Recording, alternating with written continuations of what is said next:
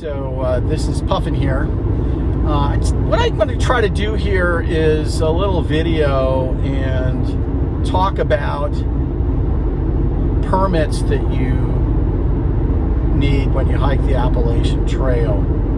I'm currently driving to Gatlinburg, Tennessee to start a 200-mile section hike from Newfound Gap in the center of Smoky Mountain National Park to Springer Mountain.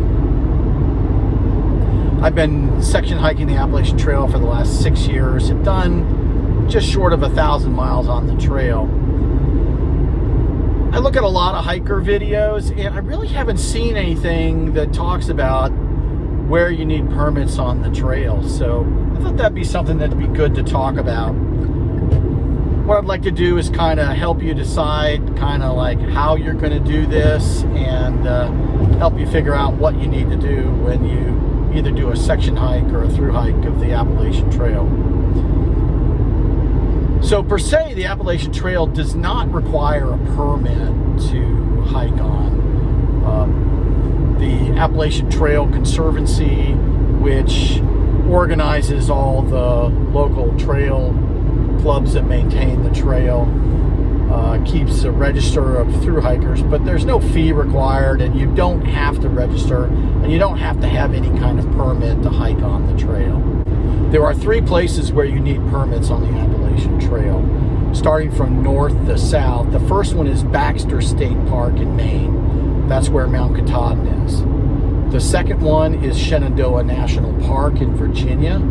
And the final one is Smoky Mountain National Park, which sits on the Tennessee-North Carolina border in the south. So let's talk about Baxter State Park first. So Baxter State Park is actually a park that was donated to the state of Maine by Mr. Baxter, who sought to have the land preserved for nature. So when you go into the park, their kind of theme is to protect the environment in the park. So there are a good number of restrictions there. For example, you're not allowed to take a dog into Baxter State Park. You're not allowed to drink alcohol in Baxter State Park. And it requires a permit to hike up Mount Katahdin. For most through hikers, it's not all that problematic. If you have a dog, you have to find some place to put it in a kennel before you get into the park. But if you don't, there's actually a campground specifically for through hikers in Baxter State Park. And when you enter the park, you can stay in this campground. And then you just have to make sure that there's enough space for people to hike up Mount Katahdin. Every once in a while, when it's really busy, through hikers will end up having to wait a day or so before they're allowed to climb up Mount Katahdin. But usually in the fall, when northbounders get there, it's not that crowded and it's not that problematic. It's really more a big issue with dealing with the weather when you get there. For southbounders, things are a little bit different. So southbounders start in Baxter State Park. And when you start in Baxter State Park, you can't stay in the campground for through hikers. You either have to stay outside the park, which many people do, or you can reserve a camp space in the park. And you have to go to the website and reserve a space and then hike up Mount Katahdin and down. And then typically, in fact, when I was looking at this, I figured I would go to Baxter State Park, reserve a campsite for 2 nights, hike up Mount Katahdin, and then spend my second night in Baxter State Park, and then the next day I'd be on my way south into the 100-mile wilderness. There are a lot of people that find a lot of these rules in Baxter State Park restrictive, particularly the rules about dogs and alcohol. People who have through hiked the entire Appalachian Trail, when they get to Mount Katahdin, they want to celebrate. It'd be really nice to bring a small bottle of champagne or something up to the top of Mount Katahdin to celebrate, but that's against the rules, unfortunately. Also, if you've hiked the trail with a dog, they're not allowed to go up there. The other thing is that it can be an issue is if you have small kids. I know when the Crawfords hiked the entire trail a couple of years ago with their entire family, they weren't allowed to bring their smallest children up to the top of Mount Katahdin, even though they friggin' hiked all the way from Georgia. So, yeah, just beware that there are rules there, and good idea to respect them. You really don't want to aggravate the staff at Baxter State Park, because without them, we wouldn't be able to summit Mount Katahdin and end the Appalachian Trail there. The next place that you need a permit from north to south is in Shenandoah National Park. And I actually hiked through Shenandoah National Park in 2015 going southbound. The permit system there is actually fairly nice. The way it works is there are registration stations on the trail at the north end and the south end of Shenandoah National Park. When you get to the park boundary, you have to stop at the registration station, fill out your permit, put a carbon copy of it in their box, and you take the original with you. So you have your permit when you hike through the park.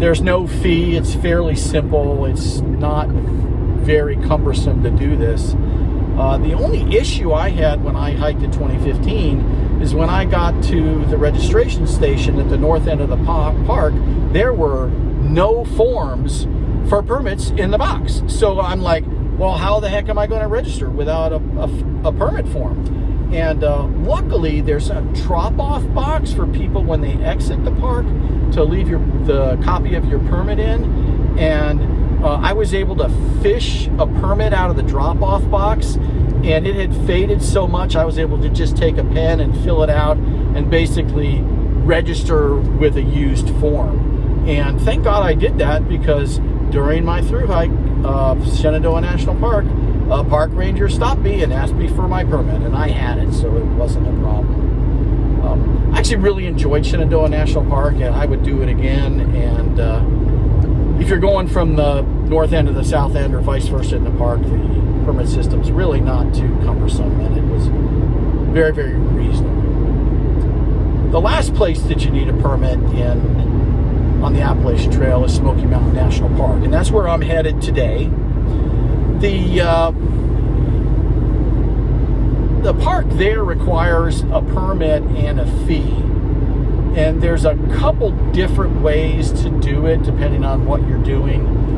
I'll talk about through hikers first, and then I'll talk about what I'm doing, which is a little bit different. If you're a through hiker, what you need to do is go online and get a AT through hiker permit from the National Park website for Smoky Mountain National Park.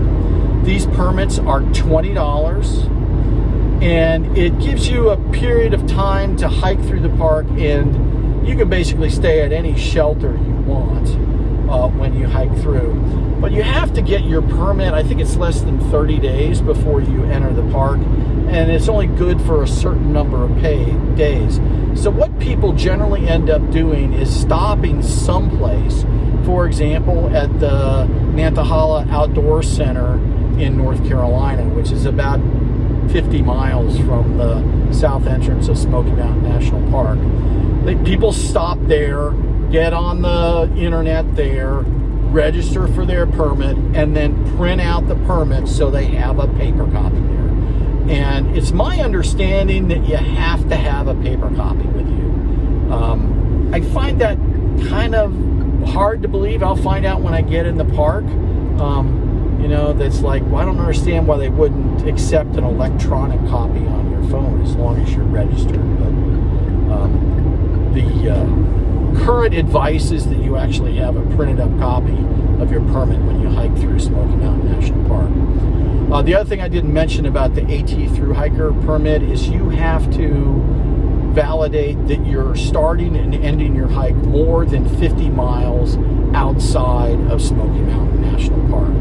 And that's actually not what I'm doing. So I'm starting my hike in Smoky Mountain National Park and then hiking 200 miles south. So I'm ending my hike more than 50 miles out of the park, but it's starting right smack dab in the middle. So I'm not allowed to get one of these AT through hiker permits. I was really tempted to do that and just kind of not tell the truth about where I was starting my hike, but I decided it would be a better idea to abide by the rules. So I went online a few weeks ago, went to the website and got my permit for my trip. The way it works if you're doing a regular hiker permit is you have to pick what shelters you're going to stay at every night, and the permit costs $4 for each night that you're staying in the park. And that kind of works out to the same as the $20 AT through hiker permit, because most hikers spend 5 nights in the park. So the cost is about the same. I did have a couple issues with getting my through hiker permit, or my regular permit. The first one is that the website was really, really unreliable. I tried multiple times to register and get my permit and pay for it, and I went back 3 or 4 times before it finally worked. And then once I got my permit, I found out that I had actually registered twice and had 2 permits. And instead of paying $12 for 3 nights, I ended up getting charged that twice, which was a little bit frustrating. I did manage to fix that though, because what I ended up doing was calling them and explaining to the park ranger at the backcountry office that I had gone online and purchased a permit and had been charged twice and sent for 2. The first response I got was permits are non-refundable, and my response was like, I only bought one, you guys charged me twice. But a request was sent off to a supervisor, and my $12 for my second permit was refunded. So right now I have a reservation to stay at Siler's Bald, which is about 12 miles from Newfound Gap. And then I have a reservation for my second night at Spence Field, which is about another 11 miles on from there. And then I have a third night reservation in a camping area 11 miles further on in the park. The situation that I'm like a little bit frustrated with now is that I have to pretty rigorously stick to that schedule, and it will be hard for me to change my plans.